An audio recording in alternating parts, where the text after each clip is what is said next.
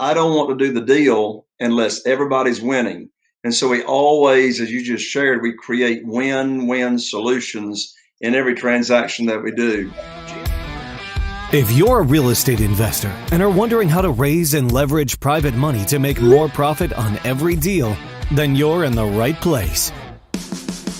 On Raising Private Money, we'll speak with new and seasoned investors to dissect their deals and extract the best tips and strategies to help you get the money, because the money comes first. Now here's your host, Jay Connor.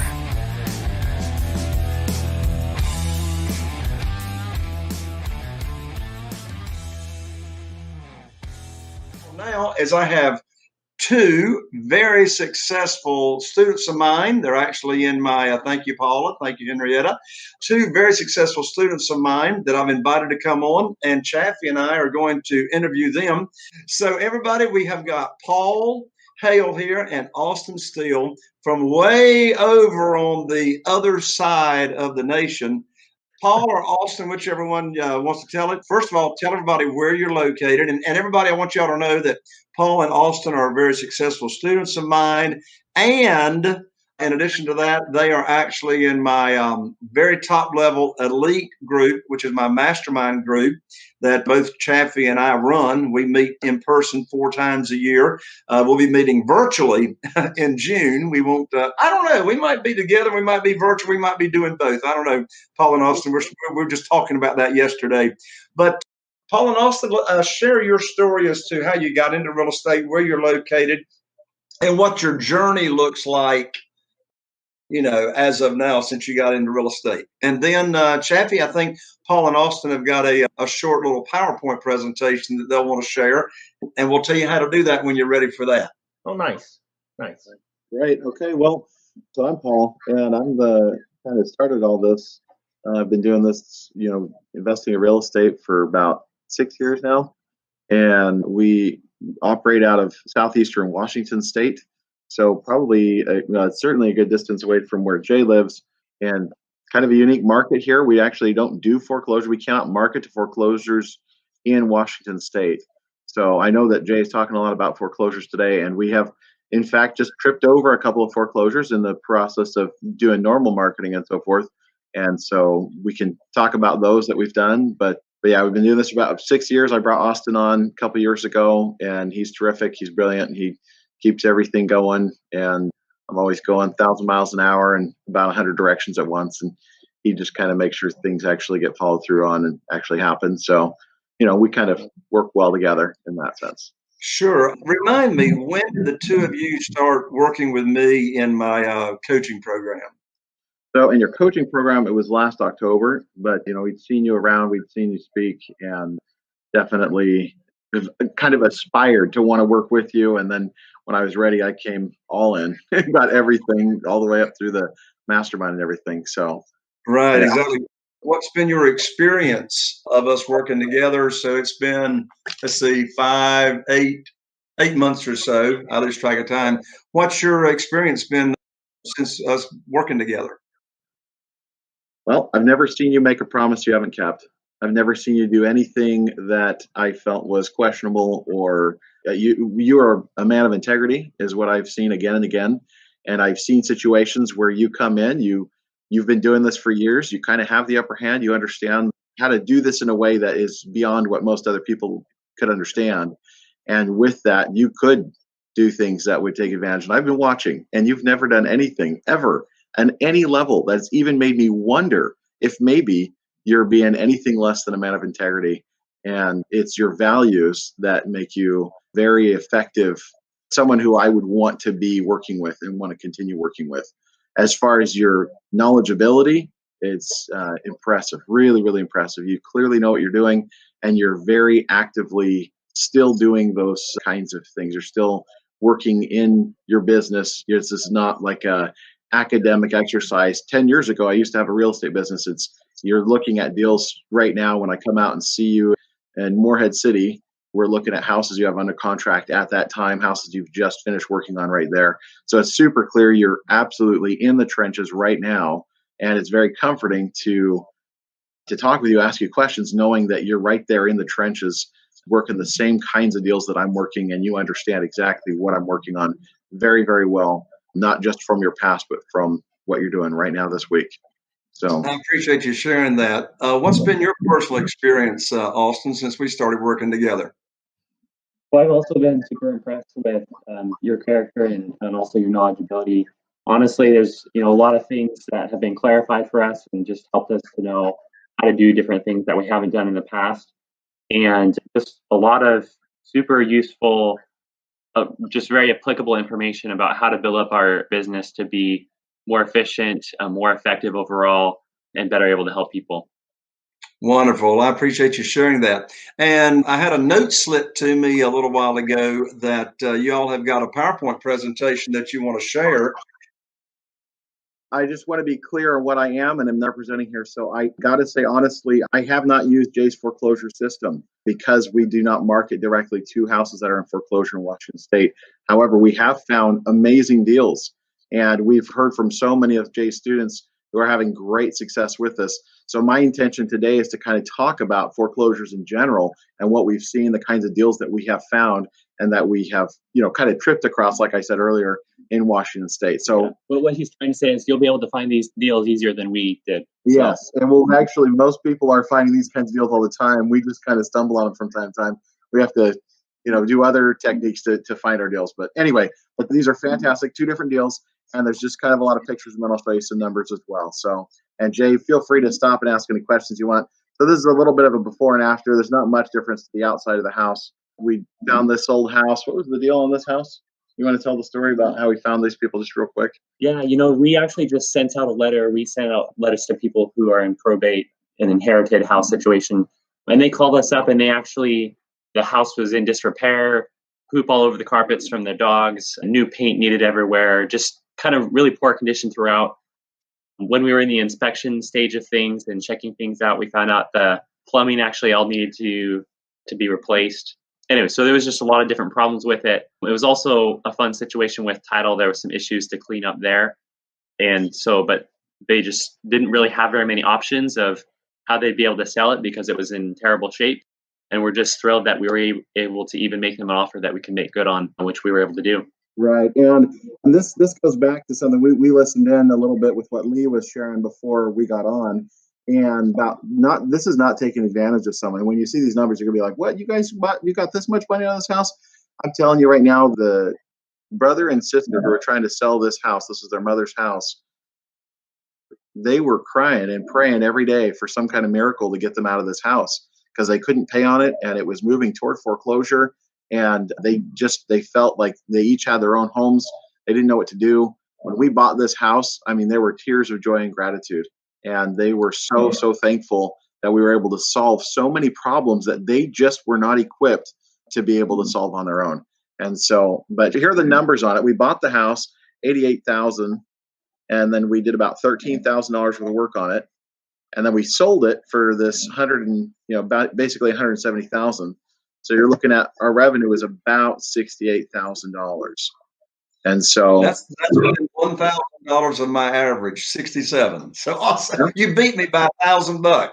Well, it's not a contest, but there we are. So if it was awesome. A contest, Jay, you'd still be winning. You do so many deals. So anyway, but this is easy to look at these numbers and think in your brain, oh, you're cheating, you're taking advantage. But I'm telling you, there was raw sewage under this house. There were problems that these people had no capacity to resolve on their own, and they didn't have the money to even do the rehab. We were able to get the rehab done at such a low price because we've been doing so many. So we had great contractors who were able to move quickly. They knew us, they trusted us. And so we were able to just do one thing after another because that's what we decided we wanted to be doing for this house. That's what we wanted to do professionally, is be flipping house. And so that's how we were able to do that. So we bought, let's see here. So we sold one that we had flipped it over December, January, and then we sold it off. I mean, we signed the paperwork in March. So things were starting to get weird just a little bit. And then we bought a house in March and then sold that house in April that we just bought in March. And so, yeah, we still have been doing deals in COVID. We actually just put a house under contract on Tuesday. And so just like 3 days ago. So, or was it Wednesday? It's Tuesday or Wednesday anyway. And so we're still working. There is definitely still opportunity. People right now, there's a lot of situations where people are scared to sell. But I'm telling you, there's a lot of situations where people are scared to not sell. And they feel like they Exactly. don't have any options. Now, And so, I heard you mention as you were starting to tell the story of this deal that these people were in probate and they had inherited the house and they didn't have the means to take care of it. How did you locate these people?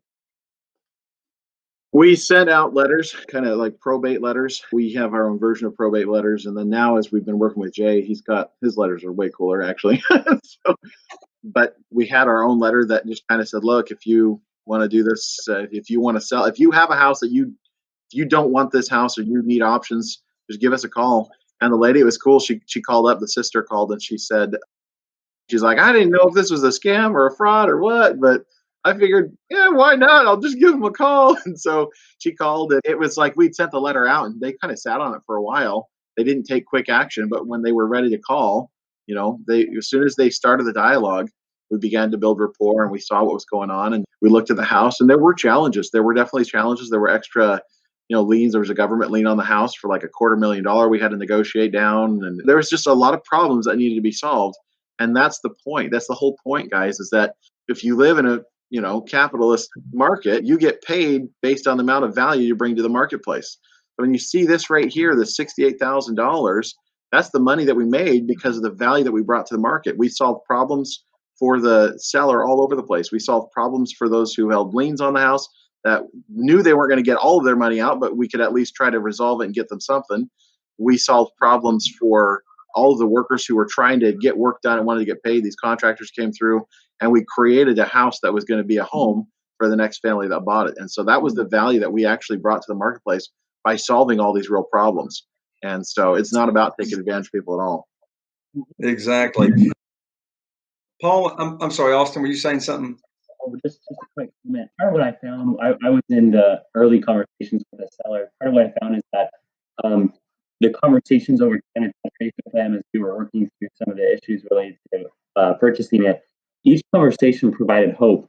And honestly, the better prepared you can be, and some of you will go on to become J students, but the better prepared you can be, the more you'll be able to reassure the seller and provide that hope and confidence as you're going through this process. And honestly, the hope makes a big difference for people. It really does. It really does. It's hard to appreciate the level of hopelessness that someone feels as their home that their mother used to live in or that they were raised in or whatever, and it's just fallen into disrepair. They can't keep it. They're going to lose it, and they just feel this weight, and it's suffocating. And so to be able to take someone in that situation, to actually be able to provide solutions, it's an amazing experience. It's an amazing feeling. And so. Yeah, we talked about in the first session this morning about I don't want to do the deal unless everybody's winning. And so we always, as you just shared, we create win-win solutions in every transaction that we do. Jim asked a question here. He's saying, what type of motivated sellers have you been searching for? So this one was probate that you mailed out to. What other types of motivated sellers are you do you search for or focus on? So honestly, sometimes people come to us when we'll put out street signs, and if they're motivated, then they give us a call. But other than that, we also target people that are absentee owners, or in other words, they own the property, but they don't live there. So most of the time, that means that they're some kind of a landlord. The house that we purchased in March, it was actually a landlord that had a very difficult tenant, and so was motivated to sell even at a discount. And so that's another big criteria that we're hitting. Sometimes if you can target people, if properties that have liens on them, but those are some of the main properties that we're targeting.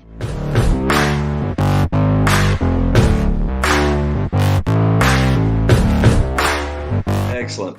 Well, Paul and Austin, I am so proud of you guys. I tell you, you all have just taken your business like to the roof in the last few months, and you haven't buried your head in the sand. You're still doing deals here in the midst of COVID and et cetera. So any final comments, advice, words of encouragement that you'd like to leave the audience with? Would it be all right if I just quickly run through this next house, just because this is the prettiest house we've ever done? This is Oh, like, sure. I'm sorry. I didn't know you had another house. yeah, we'll be quick on this, but because I don't want to hold up your program, but I'm very proud of this house. So anyway, this is a house we came across, and how did we find this one? I'm not even This is remember. actually also a street sign. Was it also? Oh, that's right. This is a street sign. This guy called up, and anyway, the situation was the guy ended up moving to his parents' house out on the western side of the state and just abandoned this house. He just stopped living it, stopped paying the utility bills. It was going toward foreclosure. Everything was like going wrong. All the utility bills. This was on a well, and so they couldn't cut the power without cutting the water, because it was pumping out its own water from anyway. So the bottom line is these guys, they were so stuck. By the time they came back to this house, they'd abandoned it over the winter. All the pipes were frozen, busted all the pipes in the house. It was crazy. So we took this house and we flipped this house, and you can see there's a little bit of difference. I carefully took all the pictures before and after. I tried to stand in the exact same place just so you could kind of get an idea of what we were actually doing here. This is a driveway. It's up at the top of this big hill. That hill is way steeper than it looks. So here's the living room, bathroom, shower, bedroom, kitchen. And Very nice. Very nice. You really brought that correct. Yeah. Lots of good. You got rid of the border in the kitchen. I can't believe you got rid of the border. We probably could have it sitting around somewhere. We can mail it to you if it means all it makes to do. All right. So anyway, just real quick, here's the numbers on it. We bought it for $136,000. The rehab, that's $52,000. That's actually a deceptive price because there's probably about $14,000 just to bring the mortgage current and also to bring the utilities, which were about probably $2,500, $3,000 behind on their utilities, which is crazy because normally they never let it get that far behind, but because they'll just cut off the power at that point. But they couldn't cut the power because it would have cut the water, and if you cut the water, people can't live. And so anyway, I don't know. They, for whatever reason, they had lots and lots of bills. So about $14,000 of that was just getting everything current. And so, and then here we are, the $70,000 is kind of what we made afterward. And again, Jay, not to compare, it doesn't matter the 67 versus 70,000. It's not a contest. But anyway, we sold it for $258,000. And so anyway, my purpose is not to brag here at all. It's just to say, we did solve so many problems, including moving all kinds of stuff out of that house. And anyway, there was a lot of problems that were solved, and that's what we do, and that's what we get paid to do. And so anyway, but I love that experience of doing that house and helping that family. And it's the same exact thing. This guy and his wife, when they sat down when they first talked to us, they're like, are you guys really going to be able to help us? And by the time they were done, they were so thankful. They said, this is the miracle we've been praying for. So that's what it's all about, is serving and helping people. And I'm glad you brought that second house. So yeah, back to any final thoughts and comments and what you'd like to leave with the folks. Well, there's definitely lots of opportunity, and what you get good at is what you practice doing again and again. Jay is really good at doing what he does because he's practiced doing it again and again. And I remember when I first started doing real estate, I remember thinking, and in fact, I remember I was friends with Austin even when I started this journey. And I remember telling him, I said, I could go get a desk job and I would get really good at it, but I want to be doing something for myself. And I want to be getting good at doing things that are helping people and actually really making some great money doing it too. And so it's just a matter of taking that first step, trusting in yourself enough to really do it. And it does really take having a team. It does take training. I did not jump into this without training at all. I could not imagine that I'd be able to navigate this many different things and solve this many different kinds of problems without help. And so I know there's lots of TV shows that make it look like it's the sensational, super easy, anyone can do it. And on some level, yeah, anyone can do it, but you got to have the right resources to know how to solve those problems. Otherwise, it ends up just getting you into more trouble. It ends up getting your sellers into more trouble, and that's not what you need. So it does take working with someone who knows what they're doing. And we've been looking for years for a good mentor, a good coach, and Jay is the best we have found in 6 years of my looking all over the place. And I've talked to a lot of different trainers. There are a lot of good ones, but I don't know that there's anyone better than Jay Connor, in all honesty. So thank you so much, Paul. We do have a couple of quick questions that were submitted before I let you all go. How long do you hold the property before selling it? So that's a good question. And let's see here, the land and house, like, how long did that take? That was like a month. Was it? Well, but we held it longer. It didn't take long to rehab it, I don't think. If I remember right, we had to hold on to these. Both of these houses were sold using FHA financing, and you have to, the current owner has to own it for at least 90 days before it can sell again or something like that. There was some kind of restriction. So in both of these houses, we actually had already finished all the work that we were going to do on it. We were just waiting for the FHA loan to be qualified on the house.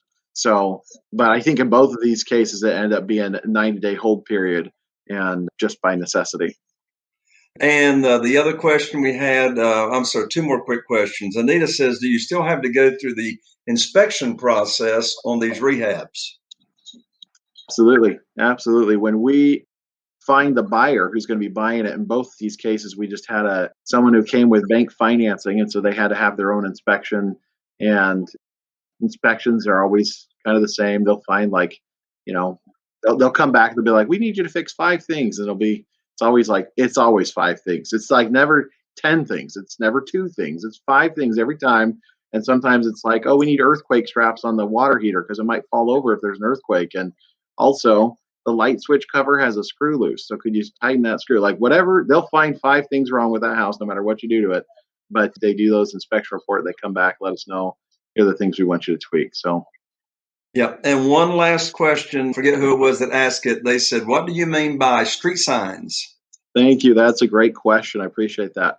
So some people call them bandit signs. And basically, maybe you've seen them in your community, maybe not. But sometimes you'll see these little signs. They might be yellow, they might be white. And they say, sell your house for cash, sell your house quick, or something like that. And it's fascinating. In Washington State, they regulate everything. I mean, everything. You can't get a plastic straw at a restaurant anymore. But they have no problem on this side of the state with you sticking those signs in the ground. So we put them out, and no one pulls them up, and no one reports it. Like, in a lot of communities across the country, they really have a problem with that. For some reason out here, they don't seem to mind. So we use those signs. We put them out there. We've got kind of a distinct sign, and we do get calls on it. And that's a sign of someone being pretty motivated. Honestly, you think where you're at, if you're calling a sign on the side of the street because you got a house you need to get rid of, probably have some motivation. You probably think, well, there's a reason I'm not calling a real estate firm right now. There's a reason why I'm not, listing the house. There's some unique problems here. So when those signs are put out, just saying, hey, call us if you need to sell your house. Anyone who calls that sign, they have a situation. There's some problems that they need some help solving. And so, good question, Gil. Paul and Austin, thank you so much, and congratulations on your continued success. Are you feeling inspired by the knowledge you gained in this episode? Then head over to jconner.com/money guide. That's jconner.com/money guide, and download your free guide that shares 7 reasons why private money will skyrocket your real estate investing business right now. Again, that's jconner.com/money guide to get your free guide. We'll see you next time on Raising Private Money with Jay Conner.